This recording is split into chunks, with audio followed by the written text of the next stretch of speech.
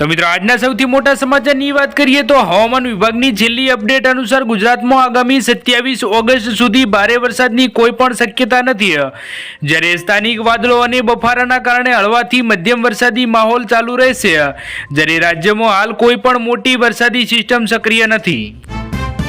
તો મિત્રો આજના ગુજરાત બજારના સોના અને ચાંદીના ભાવ જોઈએ તો 24 કેરેટ 10 ગ્રામ સોનું 1,53,000 રૂપિયા જોવા મળ્યું હતું, જ્યારે ચાંદીનો ભાવ જોઈએ તો 2,27,000 રૂપિયા પ્રતિ કિલોગ્રામ જોવા મળી હતી। તો મિત્રો ત્યારબાદ પેટ્રોલ અને ડીઝલના ભાવ જોઈએ તો પેટ્રોલ અંદાજે 101 રૂપિયા અને 84 પૈસા પ્રતિ લીટર જોવા મળ્યું હતું, જ્યારે ડીઝલનો અંદાજે ભાવ જોઈએ તો 97.92 રૂપિયા પ્રતિ લીટર જોવા મળ્યો હતો। તો મિત્રો ત્યારબાદ જોઈએ તો રક્ષાબંધન પર જીએસઆરટીસીની મોટી તૈયારી જોવા મળી હતી, જ્યારે 26 થી 30 ઓગસ્ટ સુધી રાજ્યભરમાં 6,500 એક્સ્ટ્રા બસ ટ્રીપ દોડવામાં આવશે, જ્યારે અમદાવાદ, વડોદરા, સુરત, રાજકોટ સહિતના રૂટ પર વિશેષ વ્યવસ્થા કરવામાં આવી હતી। તો મિત્રો ત્યારબાદ જોઈએ તો એસટીમાં 15 દિવસના ભાડામાં થશે 30 દિવસની મુસાફરી, જ્યારે દરરોજ અપડાઉન કરતા મુસાફરો માટે એસટીની મોટી રાહત જોવા મળી, જ્યારે અત્યાર સુધી 18 દિવસનું ભાડું વસૂલાતું હતું, જ્યારે હવે 15 દિવસનું ભાડું વસૂલવામાં આવશે। તો મિત્રો ત્યારબાદ જોઈએ તો નકલી નોટ છાપી બેંકમાં ઘુસાડનારા 4 ચોર ઝડપાયા હતા, જ્યારે વિજાપુર એચડીએફસી બેંકના કેશ ડિપોઝિટમાંથી 500ના દરની 26 નોટો મળી હતી, જ્યારે ગૂગલમાં સર્ચ કરી કલર પ્રિન્ટરની મદદથી બોગસ નોટ છાપતા હતા। તો મિત્રો ત્યારબાદ જોઈએ તો તાપીમાં જીઆઈડીસી પ્રોજેક્ટ સામે ગ્રામજનોનો વિરોધ જોવા મળ્યો હતો, જ્યારે પેસા એક્ટ ભંગના આક્ષેપ સામે કલેક્ટરને આવેદનપત્ર પાઠવવામાં આવ્યું હતું।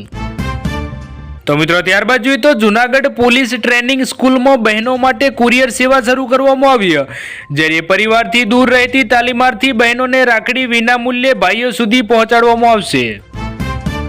તો મિત્રો ત્યારબાદ જોઈએ તો તાપી શાળાએ 250 વિદ્યાર્થીઓને આરટીઓ લઈ જઈ લાયસન્સ અપાવ્યા હતા, જ્યારે 16 થી 18 વર્ષના સગીરોમાં ટ્રાફિક સેન્સ કેળવવા માટે વિશેષ ઝુંબેશ જોવા મળી હતી।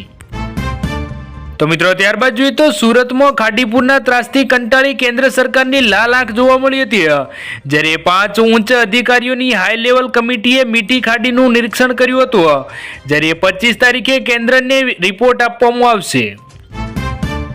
તો મિત્રો ત્યારબાદ જોઈએ તો રાજકોટના જામકંડોરણા ગામમાં ઉર્જા મંત્રીના હસ્તે પીજીવીસીએલની પેટા વિભાગીય કચેરીનું લોકાર્પણ કરવામાં આવ્યું, જ્યારે 17,000 ખેડૂતો વીજ ધારકોને ફાયદો થશે, જ્યારે જરૂર પડે 10 કલાક વીજળી આપવા કટિબદ્ધતા કરવામાં આવી। તો મિત્રો ત્યારબાદ જોઈએ તો 23માં ફાર્માટ્રેક અને લેબેટેક એક્સપોના ભવ્ય પ્રારંભ કરવામાં આવ્યો, જ્યારે નાયબ મુખ્યમંત્રી હર્ષ સંઘવીએ કરાવ્યું ઉદ્ઘાટન, જ્યારે 450થી વધુ પ્રદર્શકો અને 25,000થી વધુ મુલાકાતીઓ જોડાયા છે।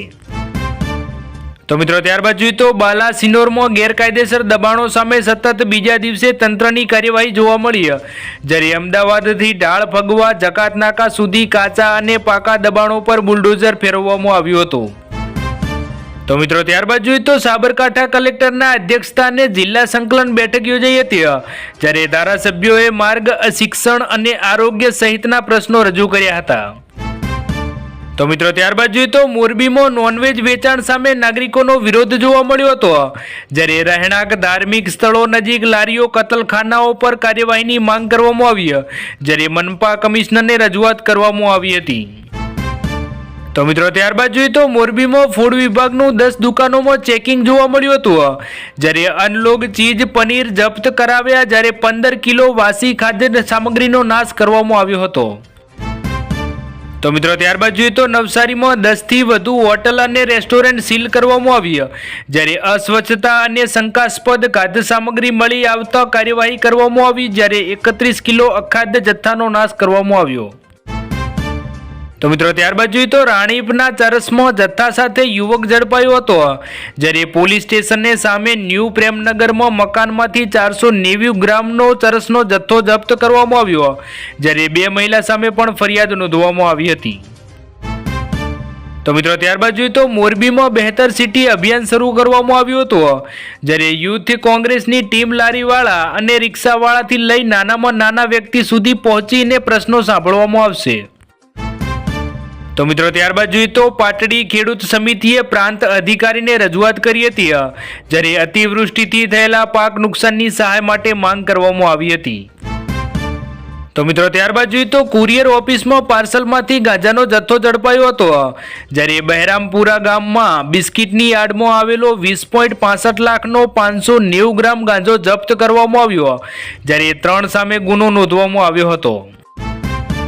તો મિત્રો ત્યારબાદ જોઈએ તો સુરેન્દ્રનગરમાં ગેરકાયદેસર ડીઝલ વેચાણ કરતું મિની બ્રાઉઝર ઝડપાયું હતું, જ્યારે પરવાના વિના વેચાણ થતાં કાર્યવાહી ₹12.88 લાખનો મુદ્દામાલ સીઝ કરવામાં આવ્યો હતો. તો મિત્રો ત્યારબાદ જોઈએ તો પાટણમાં 77માં વન મહોત્સવની ઉજવણી કરવામાં આવી, જ્યારે વન વિભાગોની 10.6 લાખ રોપા વાવવાનો લક્ષ્યાંક કરવામાં આવ્યો હતો.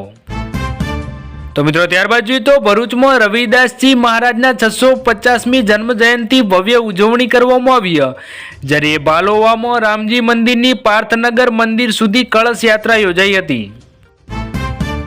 તો મિત્રો ત્યારબાદ જોઈએ તો દાદરા નગર હવેલી, દીવ અને દમણમાં ઝડપાયેલા 94.276 કિલો ડ્રગ્સનો નાશ કરવામાં આવ્યો, જ્યારે NDPSના 27 કેસોમાં કાર્યવાહી કરી ડ્રગ્સ વેપારીઓની 88 લાખની મિલકતો ટાંચમાં લેવામાં આવી હતી. તો મિત્રો આગળ જોઈએ તો રાજકોટની આરોગ્ય સેવાઓને રાષ્ટ્રીય સન્માન આપવામાં આવ્યું, જ્યારે મનપાના નારાયણનગર આરોગ્ય કેન્દ્રને 90.8% મળ્યા હતા, જ્યારે કેન્દ્ર સરકારના કડક ચેકિંગ બાદ મળ્યું NDRFને પ્રમાણપત્ર.